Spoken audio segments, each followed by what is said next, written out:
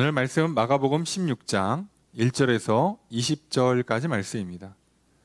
마가복음의 마지막이면서 예수님께서 부활하신 것을 이렇게 기록한 본문입니다. 오늘 이 마가복음은 다른 복음서에 비하면 예수님의 부활과 부활 이후의 행적들을 굉장히 간략하게 기록해 놓았습니다. 다른 복음서에 비해서 전반적으로 짧기도 하고 또 이 내용도 역시나 간단히 압축되어 있어요. 그래서 예수님 부활하신 것이 오늘 16장 1절에서 20절까지 다 기록되어 있습니다. 심지어 부활하고 승천한 것까지 다 기록되어 있죠. 그래서 우리는 이 짤막짤막하게 기록되어 있는 이 내용들을 통해서 오늘 저와 여러분들에게 주신 하나님의 말씀, 오늘 나에게 들려주신 하나님의 말씀이 무엇일까, 또 주시는 말씀을 듣고 또 믿고 나아가려 합니다. 오늘 말씀해 보니까 안식일이 지났어요. 자, 이 안식일 6월절 당일이 되는 거죠. 안식일 전날 6월절 준비일 날 예수님 십자가에 달려 돌아가셨고요. 그러면서 안식일 지나니까 이제 어떻게 하는 겁니까? 이 무덤 위치가 어딘지 알아봐 두었던 세 여인이 아침에 이제 동 트자마자 가서 예수님 시신에 향품을 가지고 발라서 향 처리를 하려고 합니다. 예수님께서 급하게 죽으셨고 무덤에 급하게 안치를 했기 때문에 제대로 시신의 어떤 방부 처리를 하지 않아서 이걸 처리하려고 그래요. 이게 좀 우리랑 장르가 다른 게요. 거기는 고온 건조합니다. 굉장히 메마른 바람이 불죠. 그러니까 어떡합니까? 우리처럼 우리는 덥고 습하니까 소위 시체가 썩어요. 그러니까 썩기 때문에 어떻게 됩니까? 땅에 묻어야 합니다. 묻고도 한참 있다가 꺼낼 수 있어요. 그러니까 묻기 전에 뭐 이렇게 싸고 저렇게 싸고 관짝에 넣고 해서 딱 안치를 합니다. 자, 그래야 되는데 여기는 땅 파고 묻을 데도 우선 없어요. 없고 산은 돌산이야. 다만 석회질로 된 언덕, 낮은 산들은 굉장히 물러서 뭐 잘 파질 때는 사람 손으로도 파진다고 해요. 그 정도로 물러요. 그리고 외부에 노출돼서 시간이 지나면 굳죠. 마치 시멘트처럼 굳어요. 그러니까 그런 식으로 굴을 파서 넣습니다.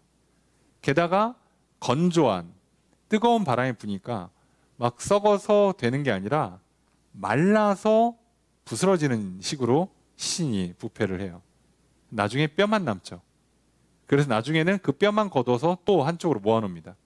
자, 그러니까 생각을 해보면 이제 말 그대로 그 건조가 된단 말이에요. 시체가, 사람 몸이 바짝바짝 말라서 그리고 건조돼서 나중에 뼈만 남게 될 텐데, 그러다 보니까 이 당시에 사람들은 무엇을 했냐면 시신에다가 향품을 바릅니다.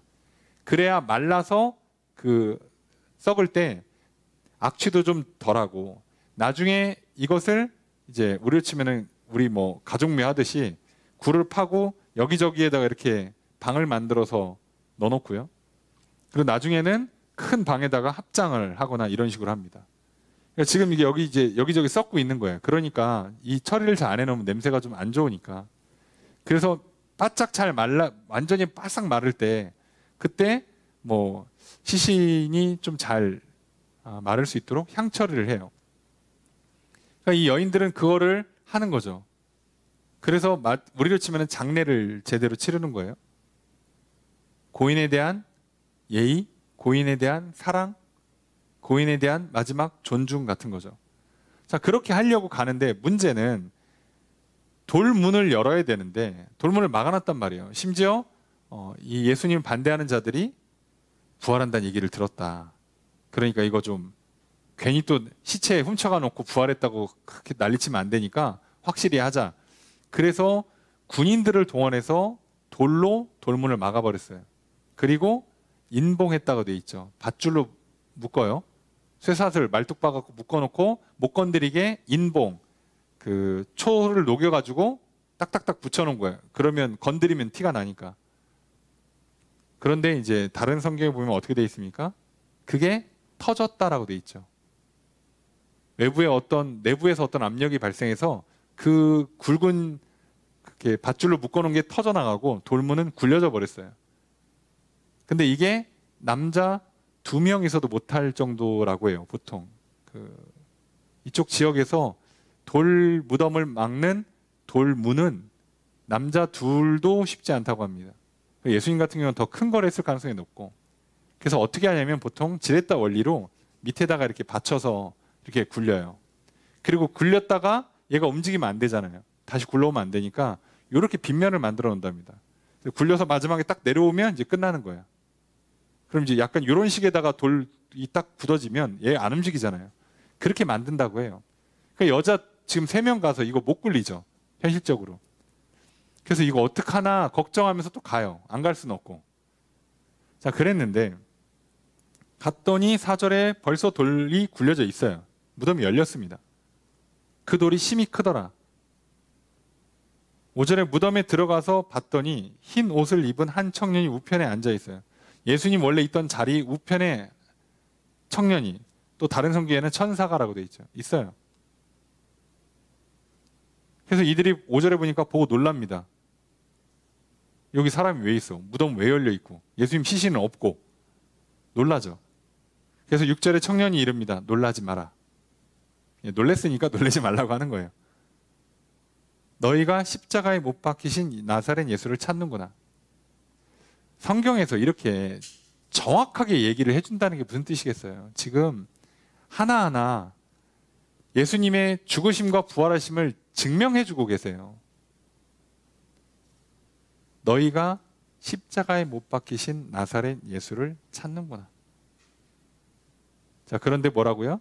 그가 살아나셨고. 살아나셨고. 정확히 얘기하잖아요.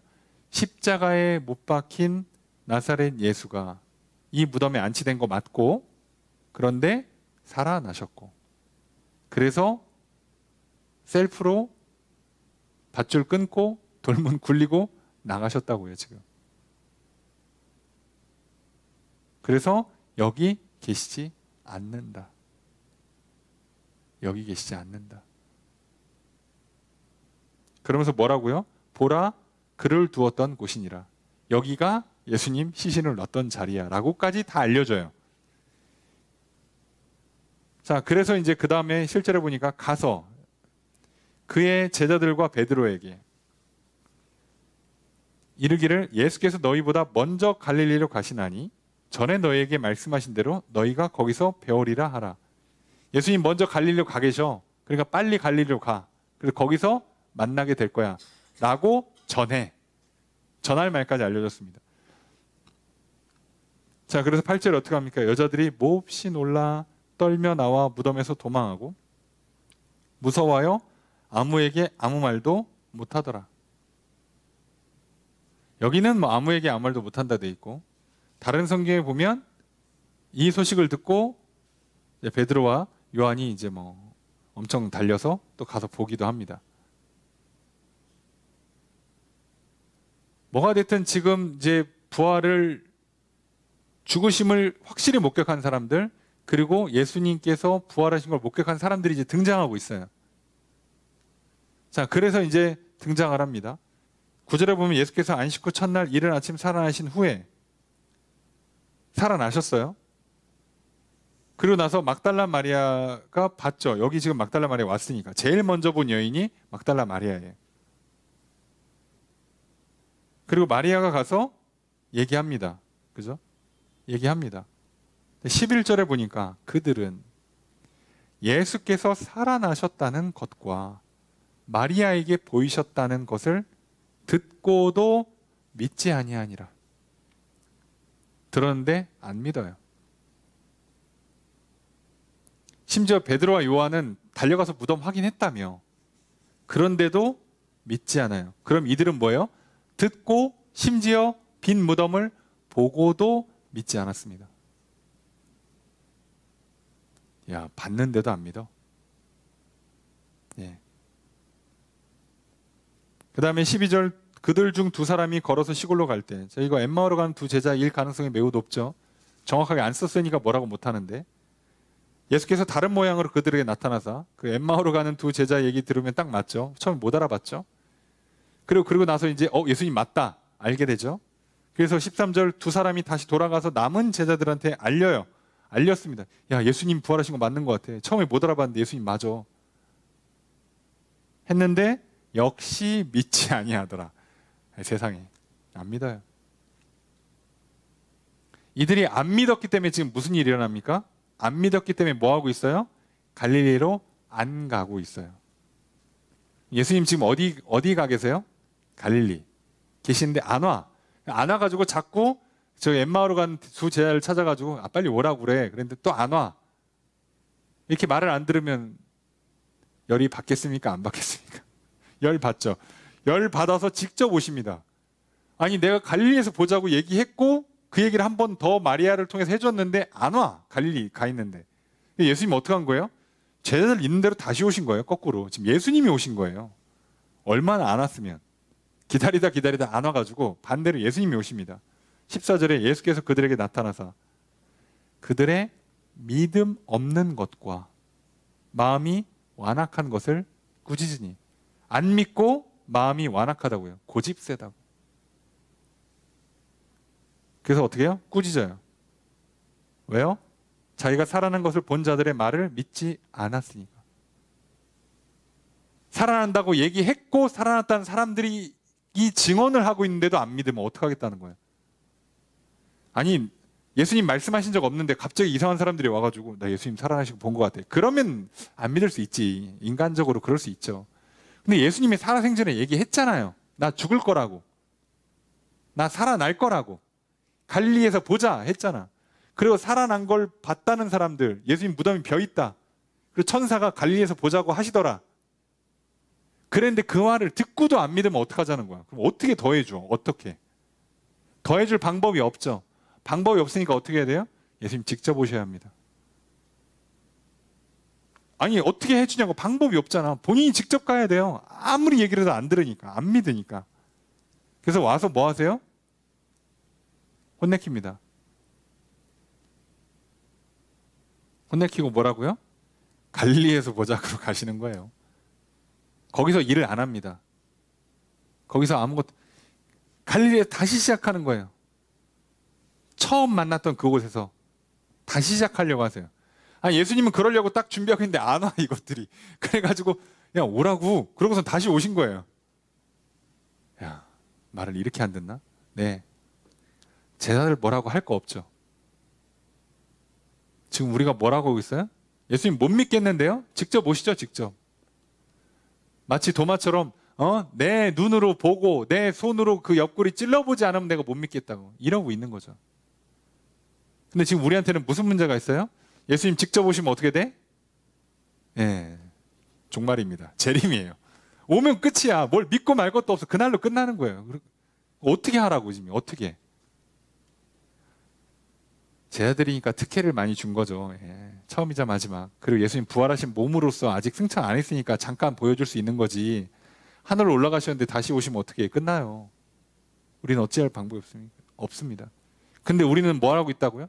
심지어 예수님을 직접 못 봐도 예수님의 빈 무덤을 보고 예수님께서 하신 일들을 보고 그 말씀을 듣고 말씀이 이루어진 것들을 보고 그걸 경험한 사람들의 증언을 듣고 하는데도 안 믿어요. 믿음도 없고 마음은 완고합니다. 그러면 예수님 만나면 믿음이 생기는 게 아니라 먼저 혼나고 시작하는 거죠. 혼나고 시작하는 거예요, 여러분.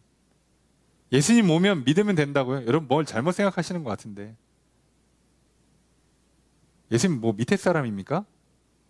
오라면 오시는 거예요? 예수님 오시고 잠깐만 기다려봐. 내가 믿을지 말지 결정할 테니까. 오신 거 보니까 하나님 아들 맞네. 믿을 테니까 구원하세요. 이럽니까? 위치가 바뀐 거 아니에요? 저분이 오시면 내가 엎드려야지. 내 생사를 주관하신다며. 거기다 고개 들고 아유 왜 이제 왔어. 일찍 오셔야 내가 믿지. 참 얼굴도 안 보여주고 이러면 됩니까 이게? 혼나요. 예수님 직접 오시면 혼나는 거라고. 몇 번 말씀드렸잖아요. 아무리 들려주고 보여줘도 안 믿으면요. 예수님께서 어떻게 하나님께서 어떻게 하신다고요? 충격요법을 주신다고. 방법이 없어요. 패야 된다고, 사람을. 말을 안 들으니까. 우리도요, 아무리 얘기도 안 되는 사람도 있어요. 그럼 어른들이 뭐라 그래요? 냅둬. 당해봐야 알지. 예. 야, 그렇게 하면 안 돼, 안 돼. 아무리 얘기도 안 들어. 그럼 뭐라 그래요? 냅둬. 당해봐야 알지. 할 수 없습니다. 방법이 없어요, 솔직히 말해서. 인간은 자유를 갖고 있어요. 누구도 침해할 수 없습니다. 총을 들이대도 싫다는 사람 총 맞아 그냥 죽고 마는 거예요. 안 합니다. 안 해요. 안 하기로 맘먹으면 안 할 수 있는 거예요. 인간은 자유롭습니다. 그게 인간의 존엄이고 인간의 가치 아닙니까? 내 마음대로 생각할 수 있고 내 마음대로 결단할 수 있고 내 감정, 내 마음대로 컨트롤할 수 있는 게 인간 아니겠어요? 그러니까 그것만큼은 고유 영역이에요. 아무도 안 건드려요. 그러니까 또 오로지 내 책임입니다. 안 하면 혼나요. 쟤들은 말로 혼나고 끝났지만 우린 잘못하면 어디 이렇게 뭐 심각한 건강의 문제 또는 인생에서 큰 굴곡을 만난다거나 큰 재정적인 손실을 겪는다거나 하는 큰 충격을 받아야 돼요.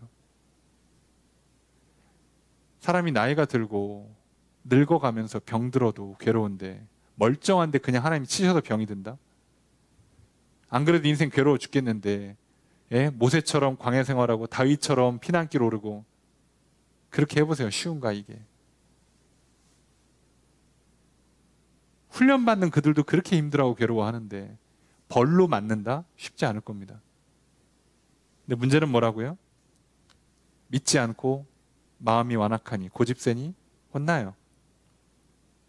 그러면서 뭐라고 말씀하시냐? 15절에 또 이르시되 너희는 온 천하에 다니며 만민에게 복음을 전파하라. 복음을 전하래요. 믿고 세례를 받는 사람은 구원을 얻을 것이요. 자, 무슨 얘기입니까? 결국은 믿고 세례받는, 뭐 세례는 믿음의 표시니까 결국 믿는 사람은 구원받는다고. 그리고 믿지 않는 사람은 정죄받는다고. 예수님 끝까지 뭐라고 말씀하시는 거예요? 믿으라고. 그리고 너희들은 이제 나 부활한 거 봤으니까 이제 뭐 하라고요? 증인이 되라고. 가서 증언하라고. 그럼 똑같은 일이 일어나겠죠. 누구는 듣고 누구는 안 들을 거예요. 믿는 사람은 구원받고 안 믿는 사람은 정죄받아요.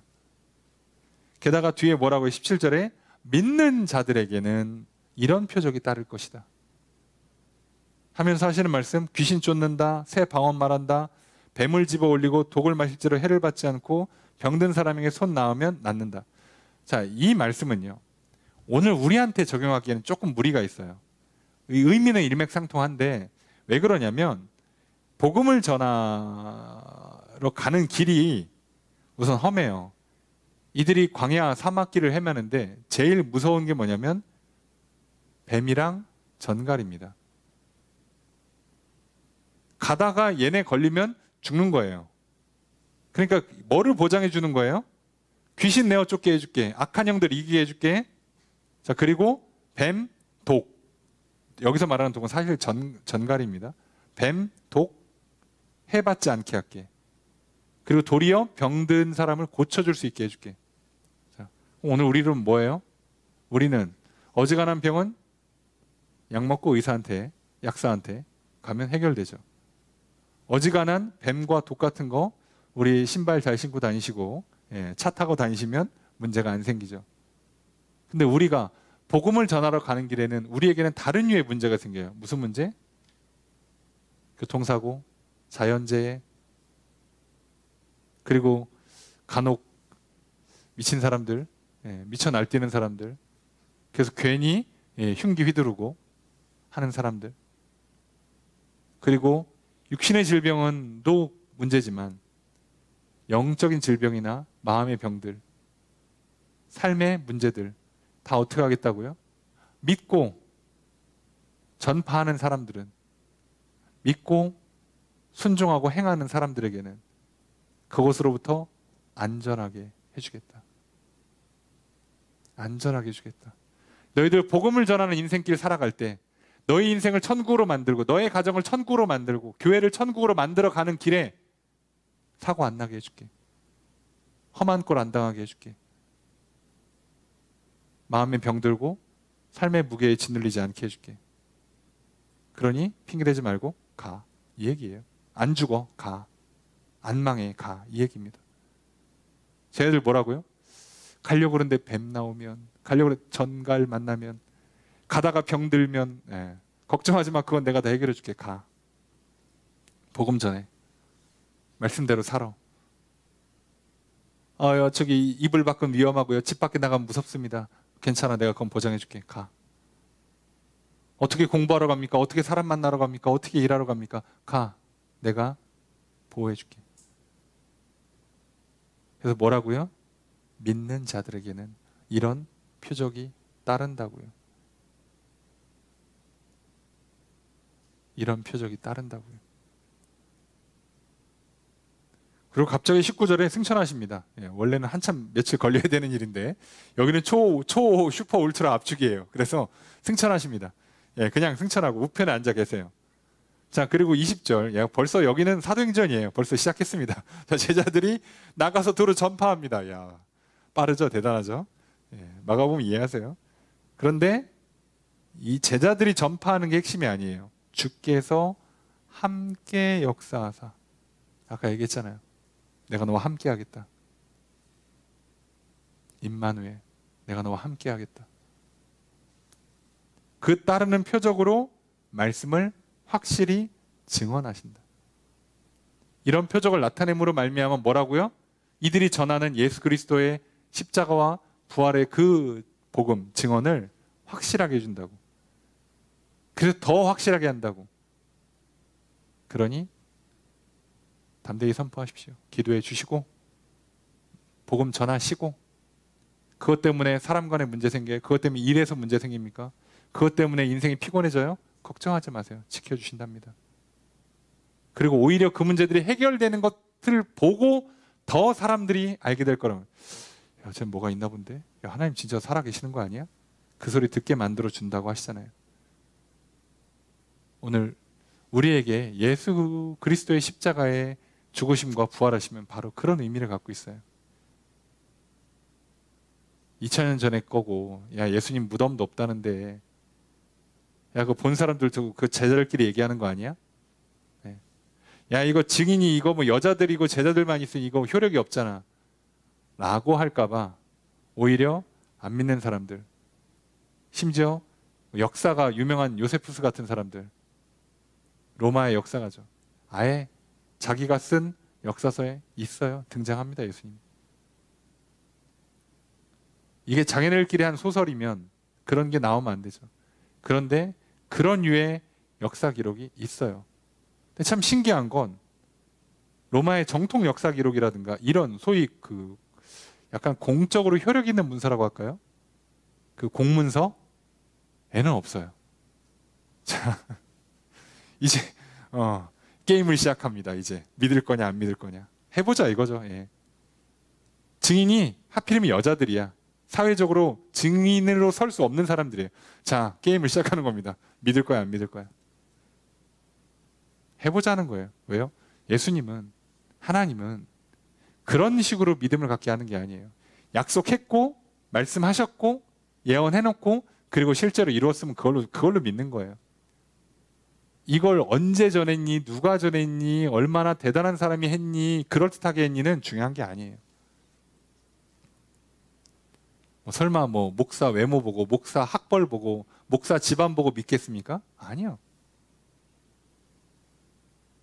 어디 지나가는 초등학생 꼬마 하나가 왔고, 제가 어젯밤 기도하는데 하얀 빛이 나더니 천사가 와서 하나님이 널 사랑한다고 얘기하는데 너무 놀랍고 신비했습니다.